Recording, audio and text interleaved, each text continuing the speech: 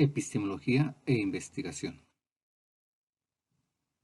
El presente OBI tiene como objetivo presentar la importancia de la epistemología en relación con la investigación, como metodología que garantiza el avance del conocimiento y de la ciencia. Para los intelectuales anglosajones, prefieren restringir la palabra ciencia a las ciencias empíricas con exclusión de la filosofía, la teología, la matemática y la historia.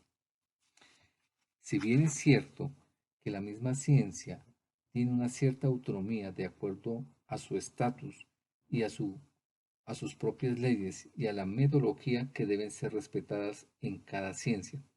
Dentro de las etapas históricas de la autonomía, se tiene que en la época antigua y medieval existe un reconocimiento de una diversidad de ciencias con sus métodos propios, a la vez que se afirma que también le interesa la metafísica.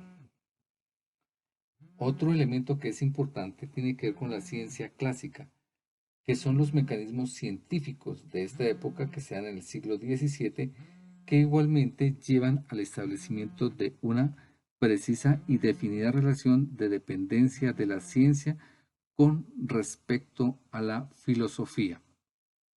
Ya en el desarrollo de la ciencia clásica, esta etapa la podemos colocar en el siglo XVIII y que hace una búsqueda de un método de la independencia de la ciencia con respecto a la filosofía. Un representante de esta época puede ser Laplace y Kant. Ya en la finalización de la ciencia clásica en el siglo XVIII, se entiende que la ciencia rescatará su vigencia suprema con respecto al conocimiento de la naturaleza y del saber humano. La ciencia contemporánea en el siglo XX comienza a replantear esquemas de pensamiento filosófico sobre el trabajo de las ciencias.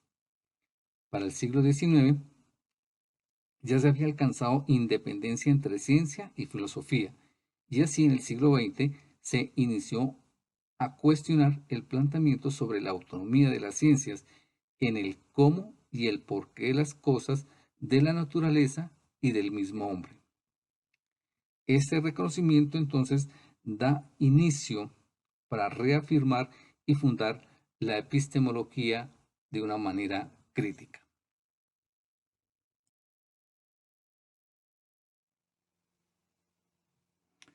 La epistemología en general tiene que ver con varios elementos, entre ellos la creatividad, el conocimiento, las teorías, las preguntas y el método de investigación. Sin creatividad no hay formas diferentes de pensar, que es lo que permite realmente un nuevo conocimiento.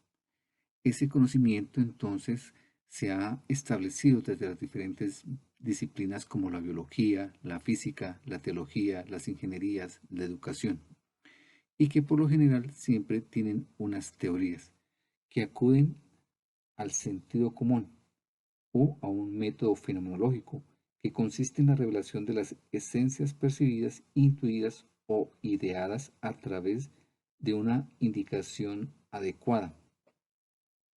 Así entonces se permite la existencia y la experimentación de algún fenómeno que puede explicarse en cuanto tal.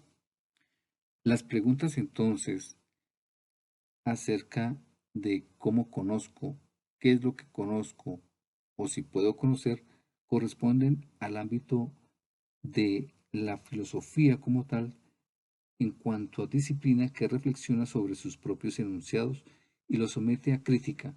Aparece una nueva disciplina que se ha llamado teoría del conocimiento. A las anteriores preguntas, entonces, la epistemología en general es una crítica del conocimiento, del conocer mismo como actividad, y si se admite como ciencia, es debido a su método y a su fin, que aporta un gran número de conocimientos específicos y nuevos, apareciendo así la epistemología científica. Por eso, la misma epistemología recurre al método de investigación, como es el observar, el establecer hipótesis, demostraciones. En ese sentido, el método de investigación y la epistemología lo que hacen es proceder y establecer un orden. Se problematiza, Se plantean diferentes alternativas, se ordenan los datos y se recurre al análisis para una interpretación que pueda llevar precisamente a que la epistemología y el método científico como tal ayuden a generar nuevo conocimiento o a verificar el conocimiento que se ha establecido. La epistemología de la ciencia mantiene una relación con el método científico. Ya Francis Bacon, en el Nuevo Organón, había expuesto que se debía oponer al Organón de Aristóteles, donde Bacon propone el método inductivo, pues solamente mediante este método se pueden descubrir nuevas verdades científicas. Para Francis Bacon, también observó que hay ciertos impedimentos para lograr la certeza del observado, y a estos impedimentos los llamó ídolos. Entre ellos están el ídolo del foro, que son obstáculos que se encuentran en el manejo del público de las cosas, en el mercado. Allí los objetos no se me dan como en realidad son, sino mediante el lenguaje y la comunicación. Los ídolos de la tribu. Las cosas no se me dan como son en realidad, sino como son vistas por mi familia, por mis grupos de amigos y por mi grupo social. Otro impedimento son los ídolos del teatro. El mundo aparece ante mí en cierta manera como un teatro, pues allí las personas no se presentan como son en realidad, sino con ciertas máscaras. Y finaliza entonces con los ídolos de la caverna. Cada uno de nosotros es una caverna. Mi sensibilidad, mi susceptibilidad, mi pensar, mis deseos se interiorizan en el criterio de que yo soy así y así admito las cosas, la cual solamente se logra mediante el aislamiento de la realidad. Igualmente, el método que presenta Descartes en el discurso del método plantea la búsqueda de la verdad a partir de la duda. El primer paso es no admitir nada como verdadero, dividir el problema en sus partes, conducir el pensamiento de lo simple a lo complejo, y finaliza entonces con que se debe reconstruir y sintetizar lo que se ha dividido. La epistemología de la ciencia entonces y la investigación a partir del método lo que nos lleva entonces es a tratar de quitar esos impedimentos que obstaculizan la ciencia.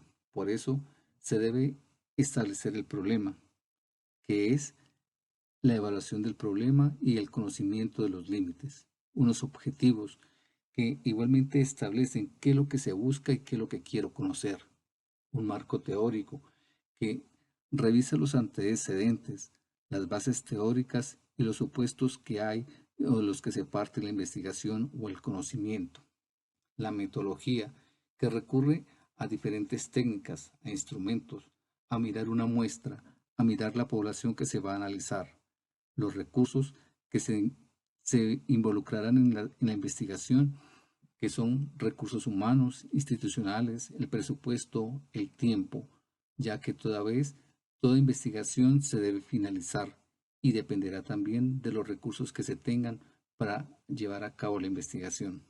Lógicamente, finalizando, el método de la investigación nos lleva a mirar esas referencias, que pueden ser fuentes primarias o secundarias, los textos, los medios, la información, lo que se tienen realmente para hacer conjeturas o revisar teorías.